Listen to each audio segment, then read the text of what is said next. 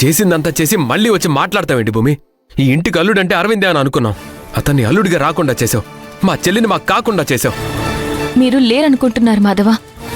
వాళ్ళు మిమ్మల్ని కావాలనుకుంటున్నారు. ఇష్టం లేని వాడిని కావాలనుకుంటావని ఎలా అనుకున్నావు భూమి? వాడెవడు? వాడమ్మ నాన్నెవరు? వాళ్ళు చేసిన ఘోరాలు ఎలాంటివి?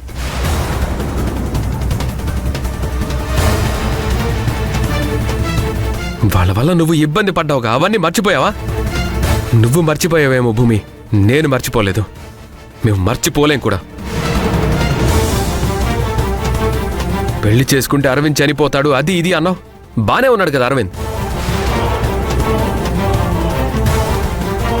నువ్వు చూపించిన జ్యోతిష్యుడు ఆ మాట నేను చెప్పలేదన్నాడు. ఆ డాక్టర్ గారిని చూస్తే అతను పూర్తిగా ఆరోగ్యంగా ఉన్నాడు, అతనికి ఎలాంటి ఇబ్బంది లేదని చెప్పాడు.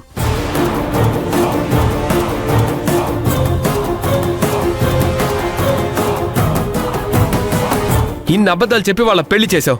వాళ్ళిద్దరూ ఆనందంగా ఉన్నారో లేదో నాకు తెలీదు, కానీ ఇంట్లో మేమెవ్వరం ఆనందంగా లేవు. దానికి కారణం నువ్వే, ముమ్మాటికి నువ్వే. వాళ్ళెవరో చెప్పిన మాటలు నమ్మారు, కానీ నా మాటలు నమ్మట్లేదా మాధవ్? మన ఇంటి పరువు తీసే పని నేను చేస్తానని మీరు ఎలా అనుకుంటున్నారు? చేసావు కదా, ఇప్పుడు కొత్తగా అనుకునేదేముంది? వద్దు భూమి, ముందు అతన్ని ఇంట్లోకి తీసుకెళ్ళిపో. ఈ చుట్టుపక్కల కనిపించొద్దని చెప్పు.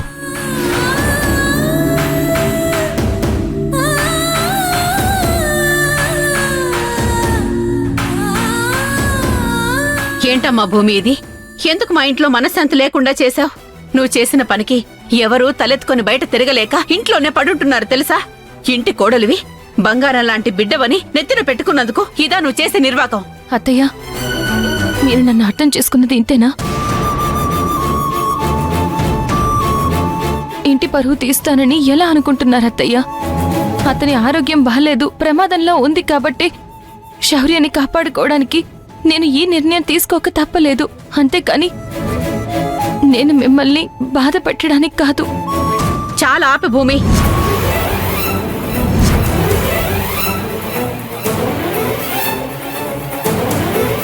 నిజంగా నువ్వు చెప్పేది నిజమే అయితే అరవింద్కి ఏదైనా జరగాలిగా. ఏమీ కాలేదే, బ్రహ్మాండంగా ఉన్నాడు.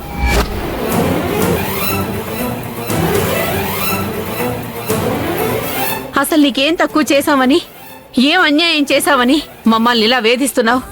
దయచేసి మీరలా మాట్లాడకండి అత్తయ్య, నేను తట్టుకోలేను. వదినా, ఏమైంది?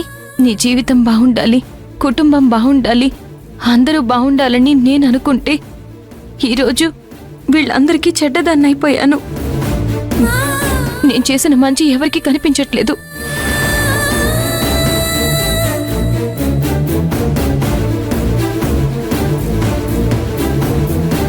నువ్వు చేసిన మంచి మాకు బానే కనిపిస్తోంది, అనుభవిస్తున్నాం కదా, ఇంకా ఏం కనిపించాలి?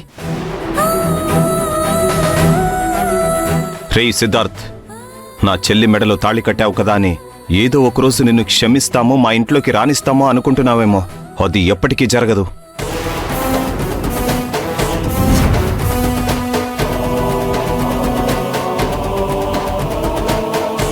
ఇలా చీటికి మాటికి కళ్ళ ముందుకొచ్చి కనిపించావంటే మాత్రం మర్యాద ఉండదు చెప్తున్నాను. పదండి.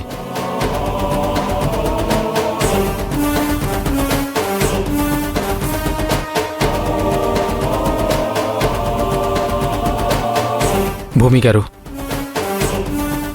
మా వల్లే మీరు ఈ మాటలన్నీ పడుతున్నారని మాకు అర్థమవుతోంది, కానీ వాళ్ళకి ఎలా సర్ది చెప్పాలనేది నాకు అర్థం కావట్లేదు. వద్దు, ఎవరు ఎవరికి చెప్పాల్సిన అవసరం లేదు. దయచేసి నన్ను కాసేపు ప్రశాంతంగా వదిలేసి వెళ్ళండి. పద సిద్ధార్థ్.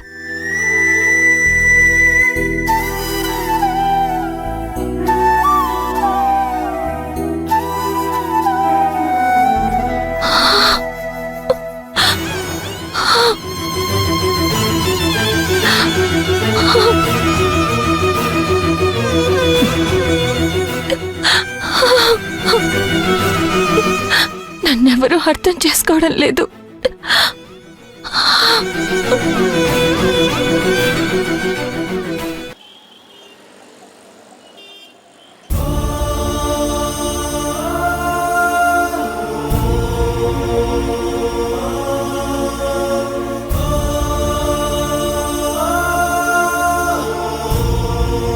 ఏంటి మహా ఇది?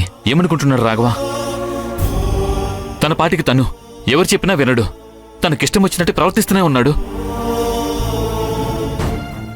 భూమిని మాట్లాడినవాడు, నిన్ను మాట్లాడినవాడు, నన్ను మాట్లాడినవాడు, ఇంకెవరు మాట్లాడాలి తనతోని? పిల్లలు అన్న తర్వాత తప్పులు చేస్తారు. ఆ తప్పులు సరిదిద్దడమే కదా పెద్దవాళ్ళ పని. అయినా ఇప్పుడు వాళ్ళు చేసిన దాంట్లో నాకు తప్పేమీ కనిపించడం లేదు. ప్రేమించి పెళ్లి చేసుకోవడం తప్ప? ఆ విధంగా అంటే ఎంతమంది ప్రేమించి పెళ్లి చేసుకోవడం లేదు? అందరూ ఇలాగే వీధిలోకి నెట్టేస్తున్నారా? ఇలా ఆవేశపడుతున్నారా? బాలేదు మహా. రాఘవ ప్రవర్తన నాకేం నచ్చట్లేదు. తను చేసింది తప్పో ఒప్పో, పెళ్ళైతే చేసుకుంది కదా, తాలిపొట్టు మెడలో పడింది కదా. ఆ అబ్బాయి మీద కోపంతో శౌర్యని బాధ పెడుతున్నాడు. అది అర్థమవుతుందా తనకి? నా ఇంట్లోకి రావద్దు అని అంటున్నాడు. నా ఇంట్లోకి నేను రావడానికి అడ్డు చెప్పడానికి మీరెవరని అడిగితే ఏం సమాధానం చెప్తారు తను? అందరూ రాఘవ పెద్దరికాన్ని, అతని మంచితనాన్ని అర్థం చేసుకుని తనని బాధ పెట్టకూడదని తల వంచుకుని వెళ్తూ ఉంటే రాఘవకి అది అర్థం కావట్లేదు.